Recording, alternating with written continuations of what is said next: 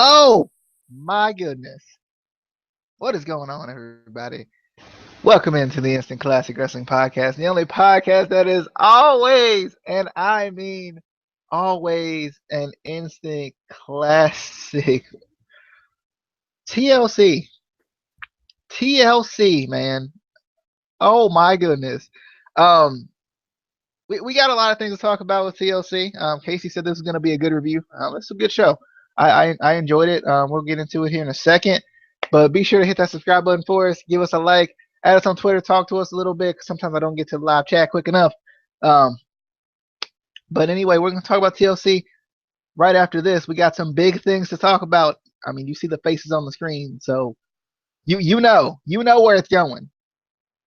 But anyway, we'll be right back right after this. I already know it. I know we about to shine, cause we already glowing. Welcome to the Instant Classic Wrestling Podcast, the only podcast that is always an Instant Classic. And your And we want to punch Jim Cornette in the face repeatedly until he bleeds because he's stupid. We'll see you on the Dippity Dippity. Oh yeah.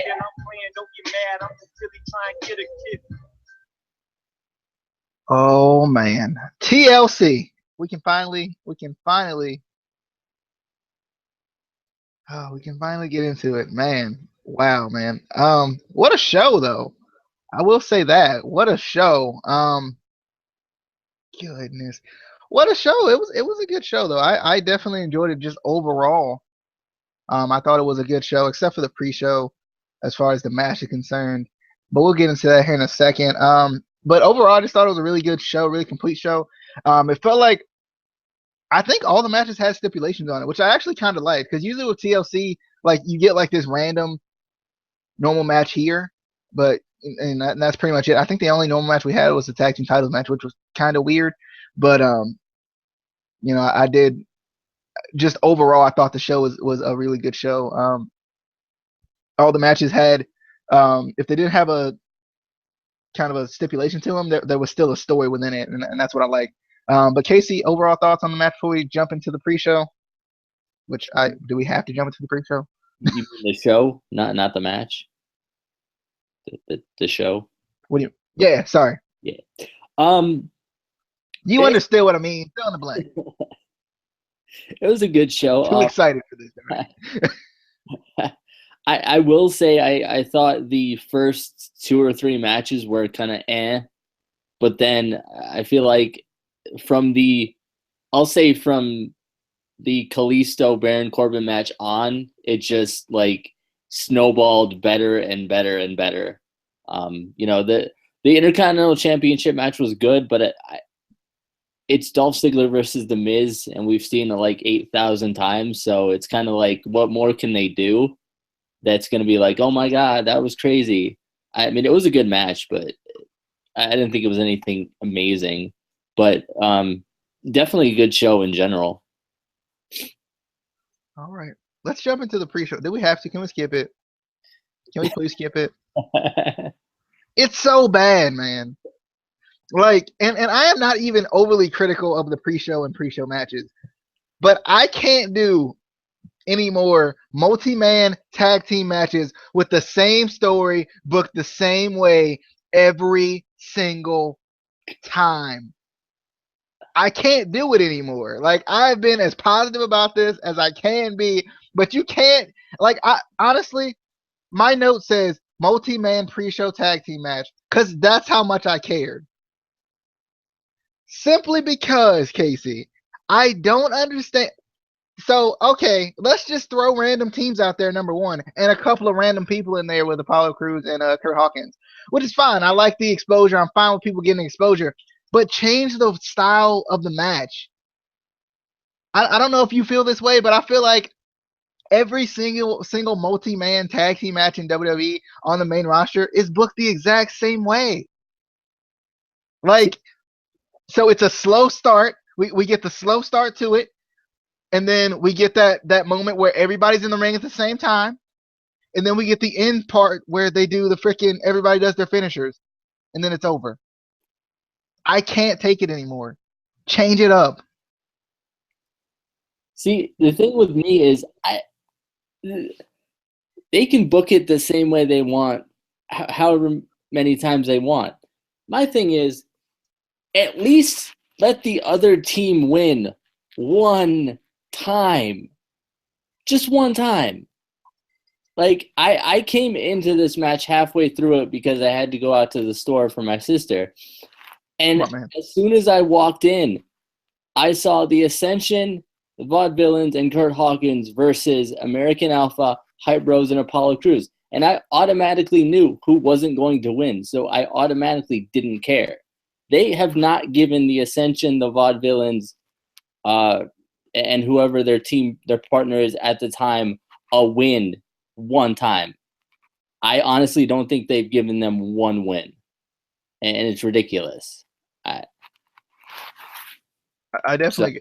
I mean, I agree with that point too. Like, it's too, like, not only is it too predictable because I felt like it was very predictable, but two, it was kind of one of those situations where it was just like I was so mad because they were booking it the same way. I literally like barely watched this match because I could just I've seen this story before. I don't want to see it again. And if nothing else, like, I would be fine with the same old story, like you said, if they would book it a little bit differently with the victor, or at least have some sort of meaning behind it. There's no meaning behind this match. It's just there just to be there.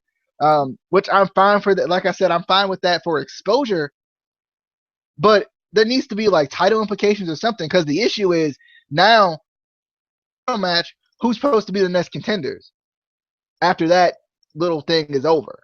See, that's what I love about it. They've been, pushing American Alpha and the Hype Bros in these matches so much, and then who gets the tag team title match? The Wyatt family. What? I don't understand WWE's booking. I don't get it. If you're gonna push American Alpha and the Hype Bros in this one match over and over again so many times and then not give them a title shot, why do we even care about this pre-show match? Can we just move on? We can. We can, please. The first match we had was Beauty and the Man Beast versus the Wyatts. For some reason, I was surprised this was the first match. I don't know what it was, but I was just surprised this was the first match.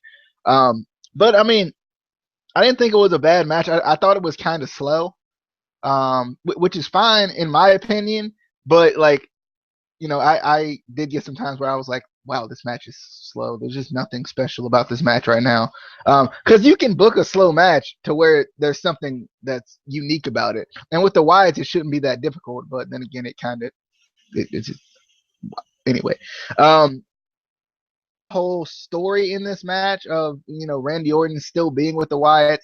And I don't know what it is about it, but I love the someone else in the Wyatt family taking the bullet for someone else in the Wyatt family. Just because I think it makes the Wyatt family feel like they're an actual unit, especially with Randy Orton being in there. Because I think we're always thinking, when is Randy Orton going to turn? When is Randy Orton going to turn? When is Randy Orton going to turn? And now with the result of this match, and two, with Luke Harper taking the bullet for Randy Orton, that one does plant a seed for him to turn eventually. But two, it shows that unity. It shows that they're together, and that's what I liked about it. I was actually kind of glad that they won, because I felt like with Slater and Rhyno, there was only but so far they could go with it. And unfortunately, Slater's going to probably fall into mediocrity again, and I hate to say it, but it's probably going to happen because it's Heath Slater. But too, like, I feel like it was just I like the match. I like that the Wyatts won, because it does show that unity. I think even them winning shows that at least they're going to keep them together for a little bit, at least the next month or so, at least until they lose the titles, I would suspect. And finally, Bray Wyatt gets a championship. Now, was this the one I thought he was going to get? No. But I'm happy that he finally got one. It's long overdue. And I think too, it's kind of a little bit underwhelming. I don't know if you felt like that, but like, as far as like when it comes to Bray Wyatt, just because of the way he's been booked, like, You can cut the greatest promos in the world, and you can be the greatest wrestler in the world and all this, but if you're not winning, it doesn't matter. Eventually the fans are going to sour on you. You're going to get old to the fans, and that's what kind of what Bray Wyatt has done. Like, he's got the unique character, he's got all the tools to be good. Allow him to be good. Similar situation with Dolph Ziggler. You can be as good as you want to be. Dolph Ziggler is one of the best as far as selling, as far as transitioning from move to move, and just the entire psychology and storytelling of a match. But the issue with Dolph Ziggler is when you continue to lose over and over and over again, there needs to be some reason for us to care about him, and that's why the Intercontinental Championship was kind of something for us when Ziggler had it for the 3 days or whatever short period he had it for. But back to the Wyatts and the Beauty and the Man Beast. I was excited to see the Wyatts win.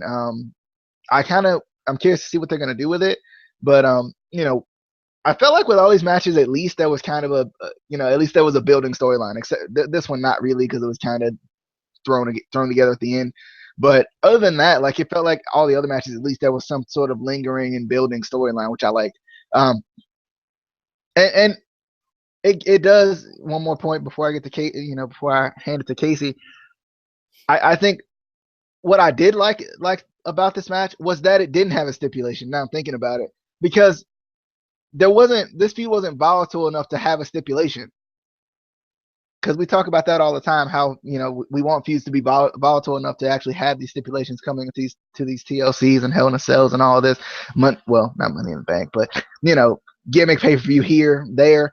And I think with this one, I liked that it didn't have a stipulation, simply because this feud isn't volatile enough to have a stipulation. But anyway, Casey, thoughts on the tag team title match? Well, there's a couple points I'm going to disagree with you on in this match. First of all, let me get this off my chest. It is not the Wyatt family. I've decided. It is Team Brandy.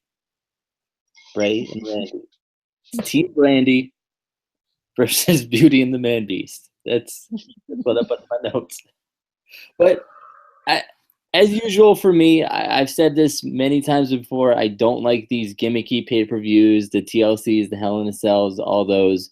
But I hate it even more when they have a match that should have a stipulation, and I feel like this one should. Yes, it wasn't necessarily to a point where it needed the stipulation. It wasn't to that volatile point. But you have a team like the Team Brandy, the Wyatt family, whatever you want to call them. You have that sadistic, Bray Wyatt, who, even if you just made this a chairs match, I feel like it would have worked.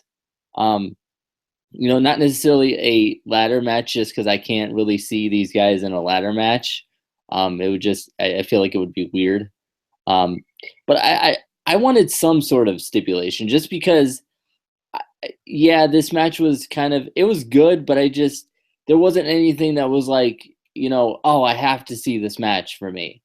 It was, like I said, it was a good match, but it wasn't, this wasn't one of the matches that I wanted to see this pay-per-view for. But, and I think they could have helped that by adding some sort of stipulation. It doesn't have to be full on TLC or a tables match or whatever. It could have just, like I said, just been like a chairs match or something. Or like the Carmella Nikki match, no disqualification, something. And I think it would have worked. But it definitely a good match. I was kind of surprised that Bray and Randy did win, just because it's been so long that I think we were to a point where we just expected Bray to not win any title ever. So when he did, it's kind of like, okay, so what now? Got us. And then I am kind of upset that Beauty and the Man Beast are gonna probably break up and go back to obscurity, and Rhino's probably gonna get released and go back on the indies somewhere, or TNA. And Heath Slater's just not gonna be used. He's not gonna be released. He's just not gonna be used. because they're gonna pay him to sit there and do nothing. hashtag WWE logic. All right, let's jump into the next match, which was Carmella versus Nikki Bella. Wasn't necessarily like the greatest match of all time, but I did like that. I like Carmella just being the typical heel because that's kind of all she can be. And I like her, working out, working the leg and everything. I just thought that was, a nice move by her. The greatest match of all time, but I did like the no DQ stipulation. It makes sense for this feud. There's necessarily no title on the line, so you really couldn't put them in a TLC match. But two, there is something there. There's a feud that's been building for so long, which I really liked. Just like I said about this show overall, is that most of the feuds were, they've been going on for so long. Like we said, I think on the predictions we were talking about how is this the same show we just watched, the same pay-per-view we just watched with the last SmackDown pay-per-view. I think it was No Mercy, if I'm not mistaken. So I think we kind of like felt the same way. This is the same show with stipulation. But thoughts on Nikki Bella versus Carmella?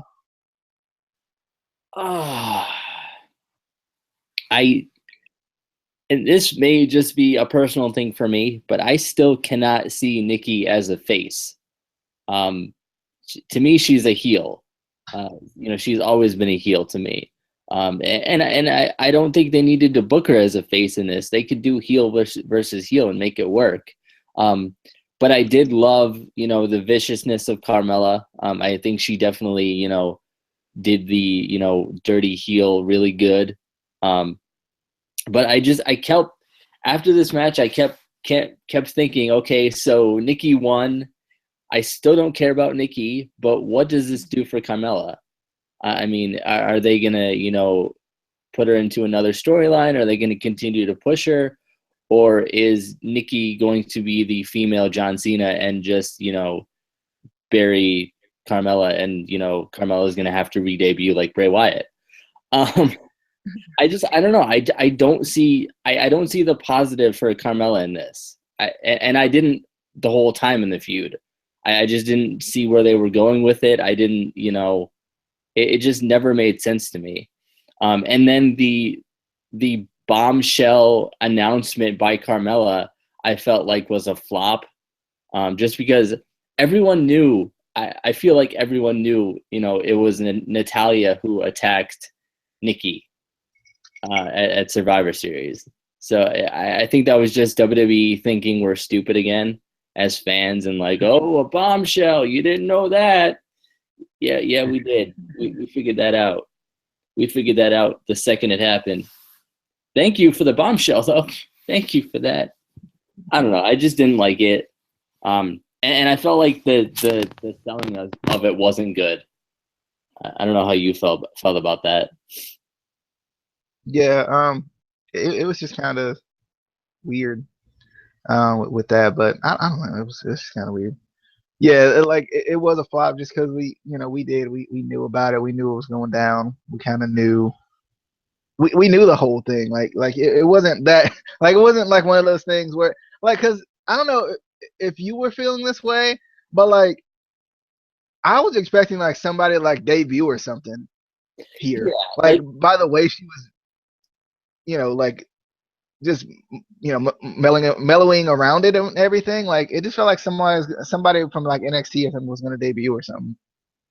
I didn't even want Carmella to say anything. I wanted just somebody's music to hit and have somebody come out and be like, "It was me, all along," or whatever. I feel like that would have been a better. It was me, Austin. It was me, Austin. Yeah, I wanted Vince to come out and I wanted him to say, "It was me, Nikki." You know what? They could have swerved us all. They could have had Cena come out there and be like, "It was me, Nikki." That would have been great. All right, let's go to the next match. We had The Miz versus Dolph Ziggler for the Intercontinental Championship. I love this match. I thought it was good. Now, I mean, I get it. And even when I said this in the predictions, you know, and albeit I didn't know this was going to be a ladder match, but I said in the predictions I like that, you know, well, I said in the predictions that they've done all they can do, but I like that it was a ladder match because it kind of expanded what they could do a little bit. Now they've probably been in a ladder match together before, more than likely. They faced each other like 8,000 times. So, but you know, I like the whole like, you know, history of the Intercontinental Championship type thing that they went with there. I wish they would do that with the US title. It doesn't have any history or anything. It doesn't. Because they never do that with the U.S. title for some reason. They're just like, you know, hey, it's you know, America, you know, and stuff. Like they never like promote the U.S. title as being anything important, and I'm like, or anything that's like prestigious as far as tradition is concerned. And I'm like, why? Like it has freaking prestige. You have the library for like every U.S. title match ever, every person who held the U.S. title. So like, why can't you act like it's just as important as the Intercontinental Championship? I'm just saying, like, why have a mid card title that's not important? But anyway, I definitely enjoyed this match though. What I really liked, I love the slingshot powerbomb. I just really like that move. But I mean, I just like the storytelling in this match. You know, of this ladder match. I enjoyed the story. I always enjoy the storytelling of a ladder match. Like, you know, a ladder match, yes, is about like carnage and like crazy spots and all of this, but like there's so much more storytelling to a ladder match than I think a lot of people really see and or really think about. And I really enjoyed like the storytelling. I love the selling of the leg by both men, really, with the Miz working the leg. Obviously, they lock in the figure four, then he locked it in on the ladder, which I liked. But I really like the storytelling in this match. It was just it was really good. Even when Miz was just hanging from the ladder, I would never take that spot. Like I would rather fall. I think I'd rather fall to the mat like taking a bump wise than I would, you know, taking a bump from that height than I would taking it on my legs. I don't know why. Like I just feel like, and it may just be like an ACL thing. Now I've never tore my ACL or even like partially to my knee, but it it's one of those situations where it's like torn ACLs happen so easily that I would be scared to do that. I don't know if you feel that way, but like and like albeit though it did help with the match. It gave the match something as far as like, you know, it gave the match, you know, the Miz selling the knee, and you know I love the hopping up the ladder and everything. I've loved Miz's character progression. As far as like when he went from kind of the moneymaker guy who can't get in the face to doing these ladder matches just for the sake of the title. And you know, I just really enjoyed the progression of the Miz, but it was definitely a good match. I also loved how the Miz just finds a way to be a heel, even when in a match that it doesn't really matter if you're a heel. I like how he just found a way to like just be heelish as heelish as possible in this match without really breaking the rules because there are none. I just enjoyed this match. I thought it was a good match. Casey, thoughts on the Intercontinental Championship match? You know, I gave this idea to Amy and Miley. They didn't agree.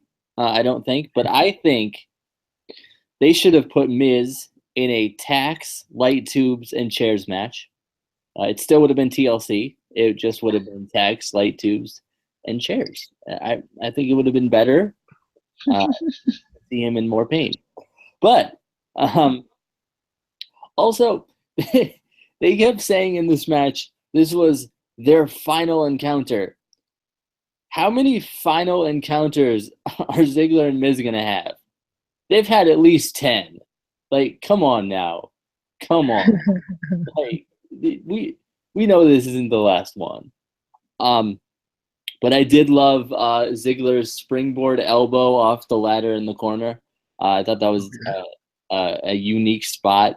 I did like the figure four through the ladder, but similarly to the figure eight, it looks cool, but it doesn't really add any effectiveness to the move. Like maybe that's well, ladder's harder than your leg. But it was like it the way his leg was all the way through it, so it wasn't really doing anything to the actual figure four.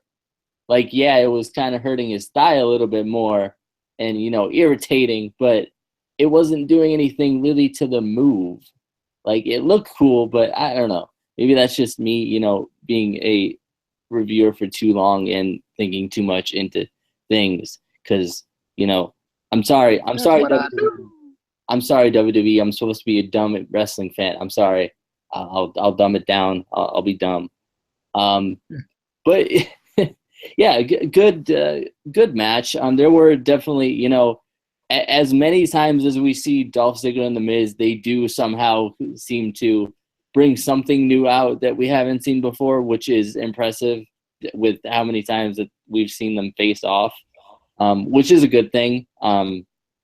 You know, unlike other, you know, feuds that we've seen over and over again, like Baron Corbin and Kalisto. What? That match was great. Shut up. The match tonight was great, but all the ones before that, the 300 before that, just stop it. Just stop it. But yeah, definitely good. I think Dolph Ziggler was still robbed, and you know, hey WWE, remember when he put up his career against the title, and then you were like, nope, we don't care about that. You just, yeah. All right. Speaking of Baron Corbin and Kalisto, let's jump into Baron Corbin and Kalisto. I definitely enjoyed this match. I just like watching two guys who are very underrated. Kalisto, and I was hard on Kalisto that one time. I'm sorry, Kalisto, you're a good guy. But you know, Kalisto is a talented guy. He messes up sometimes, but don't we all? And Baron Corbin in the same effect. It's just that Baron Corbin is in the ring in the wrong era, if that makes any sense. He's in the ring when LOL, we hate power guys is like a thing. And that's kind of the issue with Baron Corbin, I feel like. But I enjoy Baron Corbin. That has nothing to do with the fact that he can't get in or out of the ring. That wasn't the point I was making, though. I was making the fact that anyway. I'm just letting you know that he still can't get in or out of the ring. It's true. It's a true statement. I get it.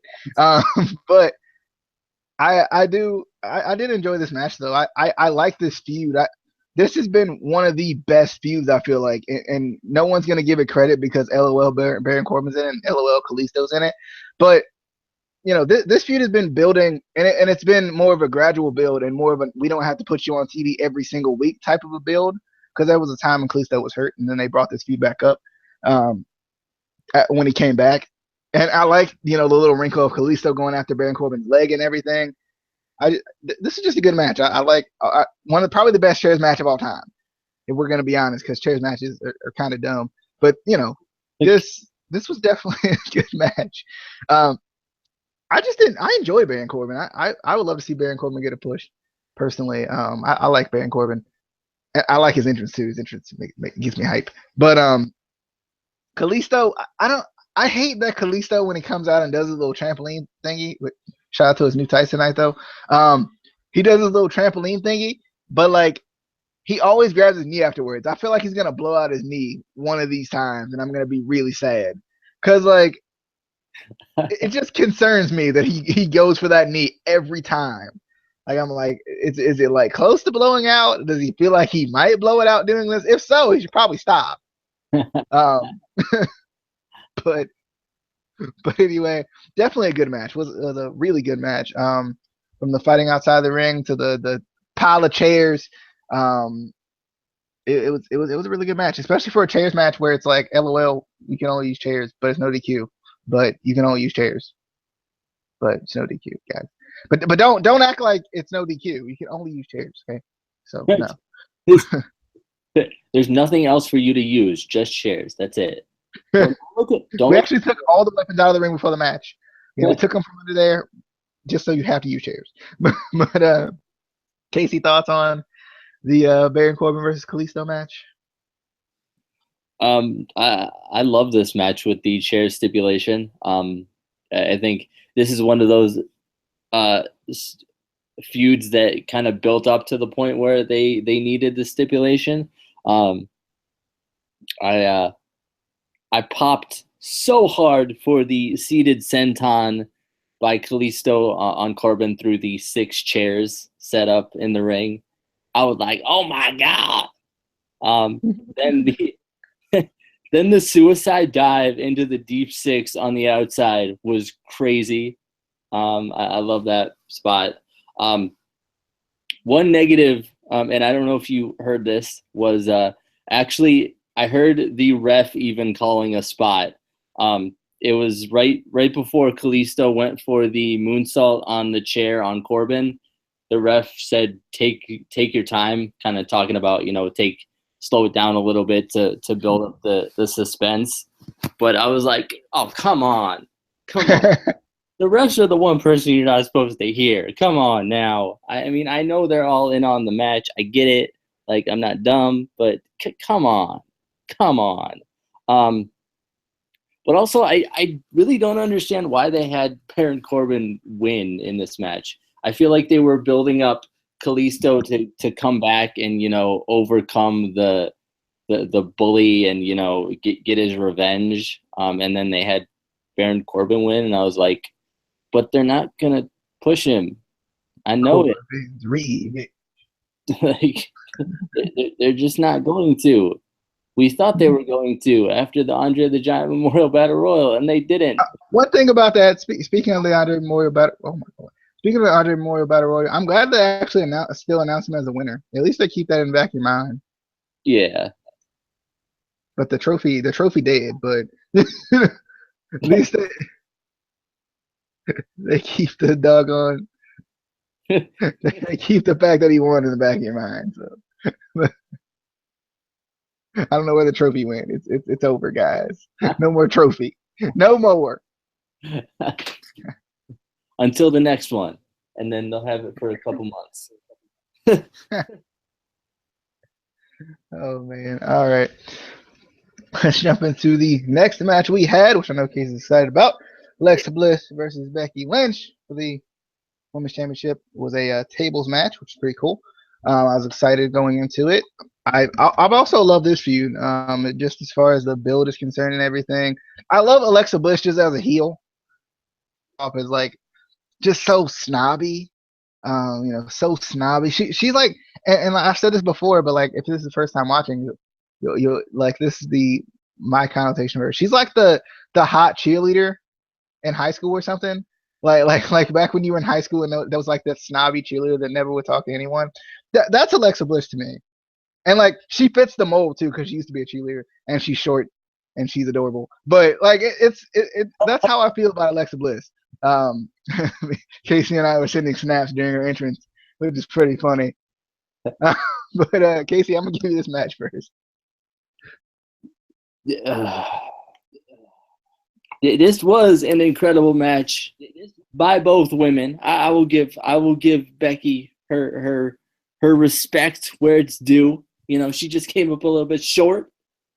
But I love this match. I thought they actually both went all out.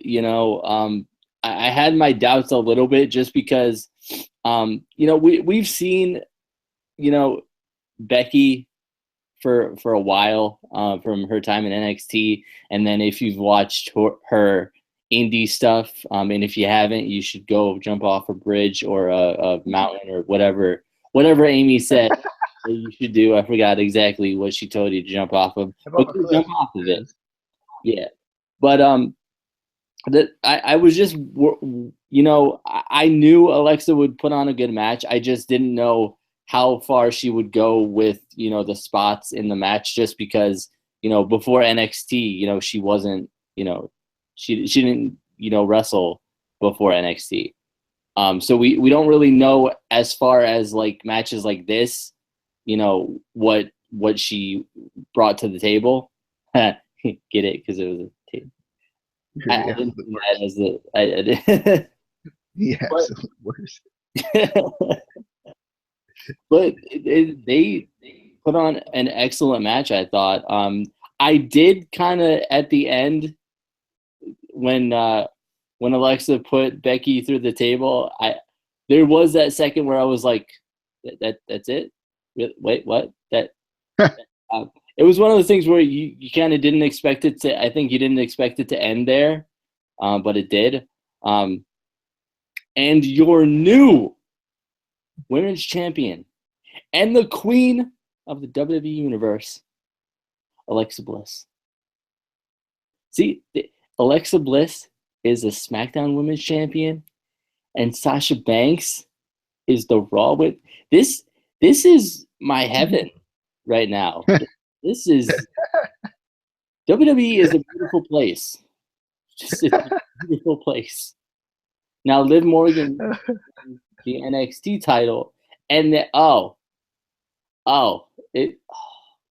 Who needs to win the NXT title? Liv Morgan. Oh, Liv Morgan. Oh, goodness. All right. I definitely enjoyed this match. I was excited going in, like I said. I was just excited, because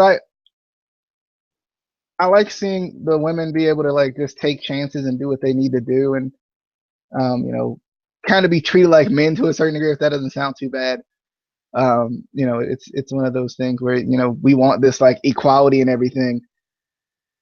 I was excited to see this match. I was excited to see them put them in a stipulation match to kind of keep the women's revolution and all this stuff that they try to promote going. But definitely a good freaking match. I was actually, I was excited to see Alexa Bliss win because like I said in the predictions, I think we needed a fresh face for the SmackDown Women's Division, or just holding the title if nothing else. Just because Becky Lynch has been just in the background, even when holding the title, has been in the background, and it's like, I don't even know what this run really did for her. Like, what did this run actually do for Becky Lynch? And I'll be honest, probably nothing. If we're gonna be honest, it was cool seeing her win it, but then after that was pretty much it. Like, they just put her in the background and everything. But I hope that I want to see like Alexa Bliss like be the Alexa Bliss that she's capable of being, and like really put herself in the forefront as far as, especially when it comes to like cutting promos and stuff about how good she is. Like the face of the women's division, or the face of the women's revolution, or whatever. Like they need to push that, because that was kind of something that Becky didn't do. Now I know that's more of a heelish thing than anything, I feel like, but still, you can be like an honorable champion and still say the face of the division or the revolution or something, and not be in the background so much.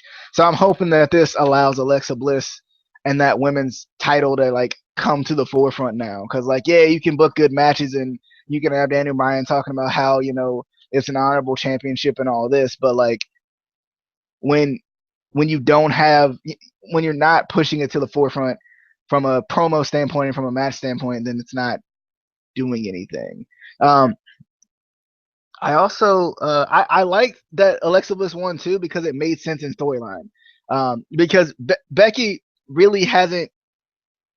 I don't think Becky's beaten Alexa clean, if I'm not mistaken.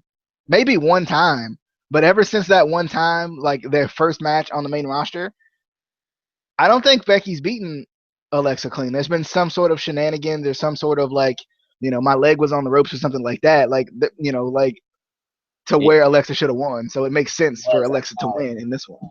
I saw it. I took a snap and I sent it to DJ and Amy, and I approved it. But anyway, I was definitely, I was excited to see Alexa win. I just want her to bring that title to the forefront. It has to, like, because like although Raw's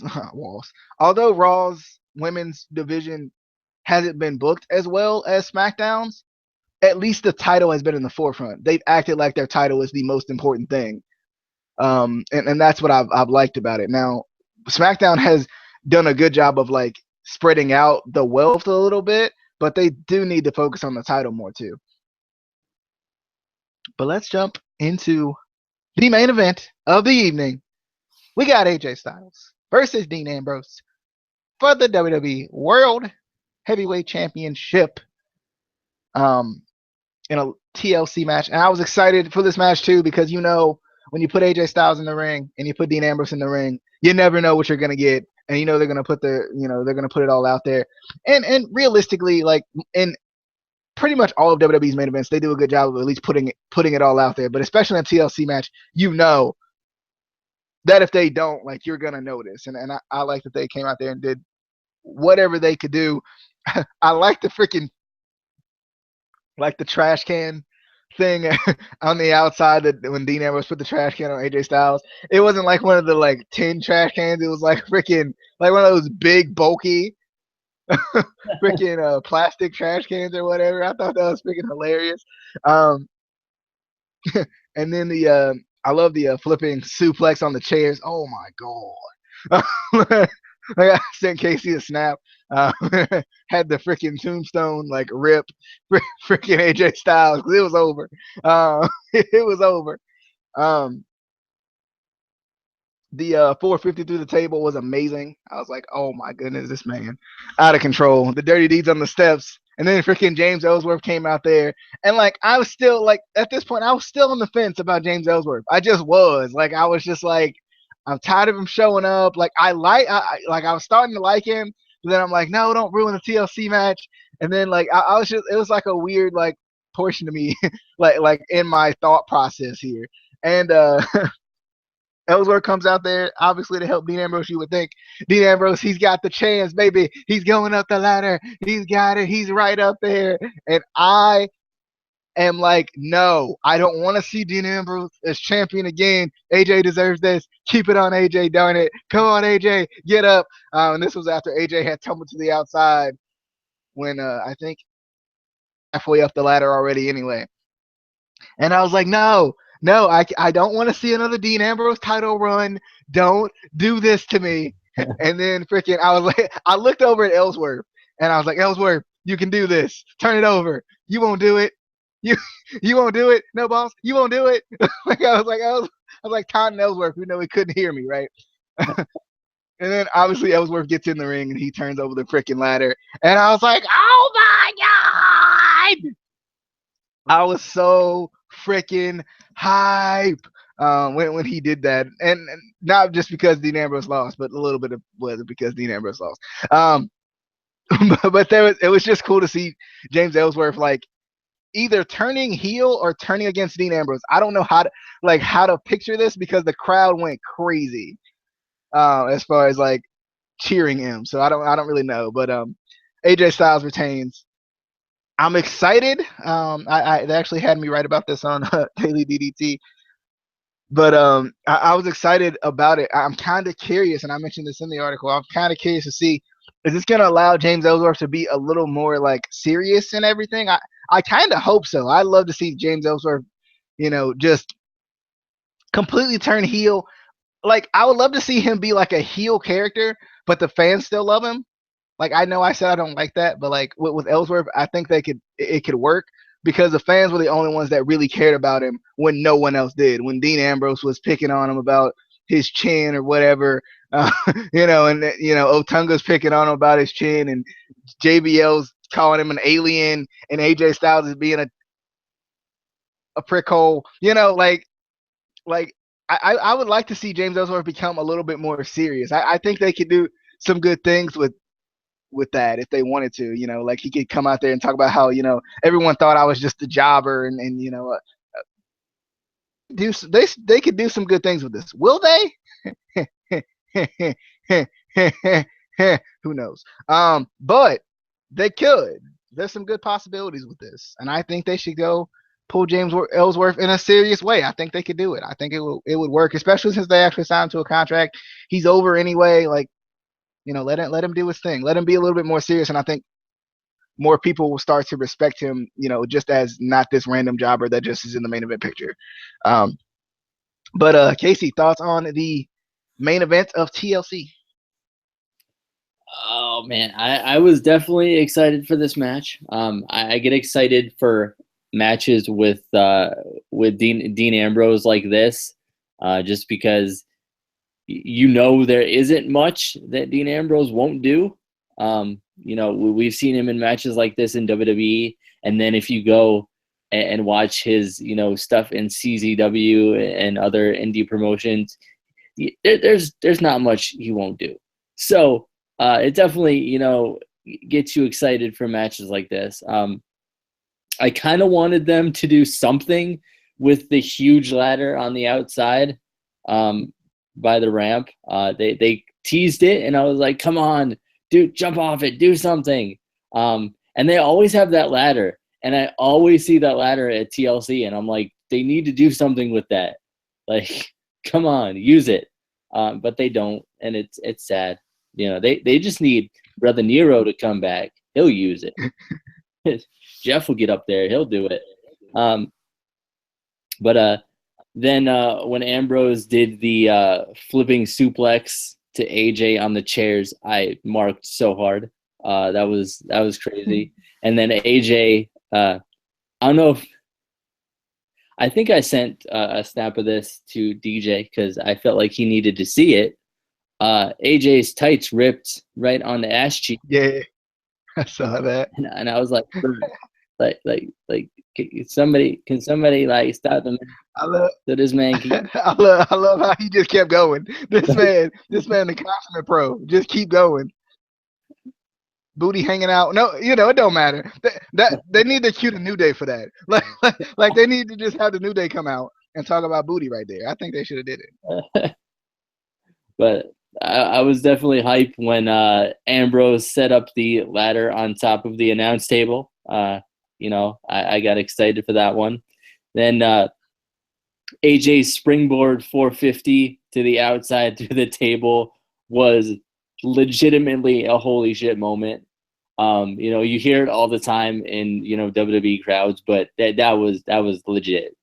I don't know if you heard this, but I started hearing some Undertaker chants during this match, and I was actually starting to wonder because I knew they were in Dallas, so I was like, maybe, possibly, probably not. And no, we didn't get anything with Undertaker. Then the international superstar comes out with a broken freaking neck. I was so excited. I was waiting for the heel turn to happen or just the turn on Ambrose. Part of me was like, nah, they're not going to do it. WWE, they're going to tease it, but they're not going to do it. And then, when Ellsworth did turn on Dean, I was so excited.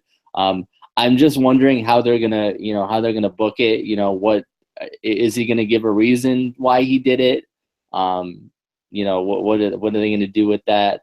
Also, I'm wondering how they're gonna book him just character wise. If they're gonna have him be more of a serious heel. I kind of wish, or I kind of hope that they sort of book him like he is in the indies. If you go on YouTube and watch his indie stuff, his ring name is Jimmy Dream.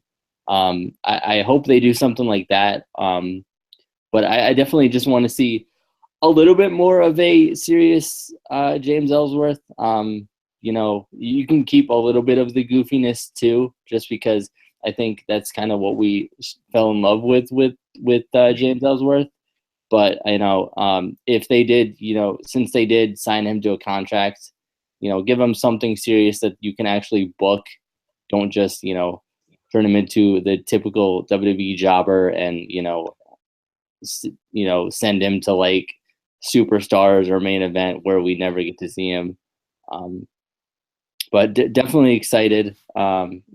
Awesome match. Well, he also, real quick, while I'm thinking about it, he was actually, because I got a chance to watch Talking Smack because I was writing my article on DailyDDT.com. You should go check that out. Sorry, she plugged, but I actually did watch Talking Smack while I was writing it.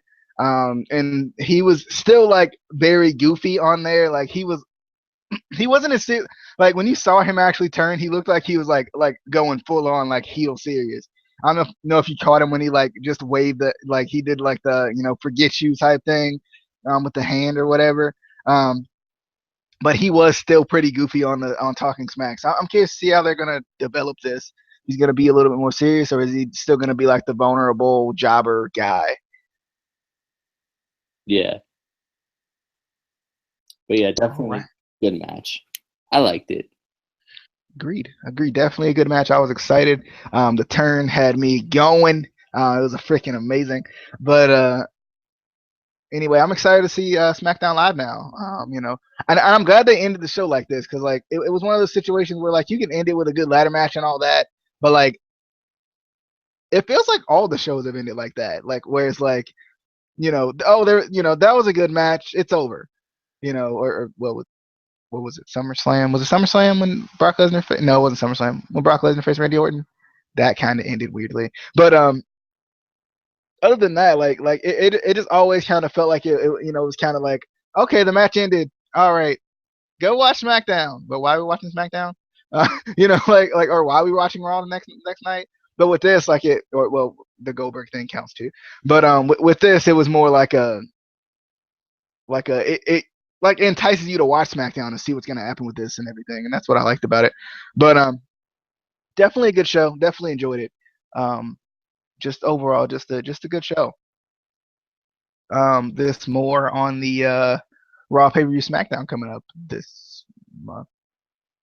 Yeah, because Roblox is this month too. But yeah, we'll talk about that. Probably in like 2 weeks or something like that, somewhere around there. Because it's probably be the next one will probably be around 2 weeks, even though I think 2 weeks from now is Christmas, so it might be 3 weeks. But anyway, we did hope you guys enjoyed. Be sure to follow us on Twitter at ICW_podcast. Share the video with your friends. If you liked it, then your friends obviously are going to like it because you surround yourself with people who like you. So if they like you, they probably like similar stuff that you do. So they probably like us. And if they like us, then, who don't like us? Like, have you seen us? Have you seen these faces? Well, you haven't seen them in a while because we do audio only a lot now. But, before, we got some face videos on there. If you go on our Twitter, you can see our faces. Anyway. All right, it's there. It's true. And it'd be an intro. It'd be an intro, the faces that run the places. It'd be on there. But anyway, we do hope you guys enjoyed. Be sure to hit that subscribe button for us. Leave us a comment. Tell us. No, don't tell yourself what you thought about it. You can tell us. Then we'll go back and we'll tell you, and then you'll be told yourself technically. But tell us what you thought about TLC 2016. What was your favorite match? What was your favorite? Oh my God moment. And check out my article on WWDT.com because I write those and they publish them on the website, and then you can read them. You can actually go on there and look at them and engulf the knowledge in your mind. So you do that. But we'll see you guys later. We do hope you guys enjoy it. Just watch this video and you get the gist of it. Then you don't have to go read the article because Or you could go read the article and watch the doggone video, fool. Anyway, I love how this man won't promote my articles, but he's completely fine with me promoting the podcast on the website. I'm just saying. He's fine with that though. Because I don't get paid any of the money that you get from the articles. So why would I barely get paid any of the money that I get from the articles. But anyway, we'll see you guys later. We do hope you guys enjoyed. See you later. What you think about TLC? Let us know. This was the Instant Classic Wrestling Podcast, the only podcast that is always, and I mean always, an instant classic reviewing TLC 2006.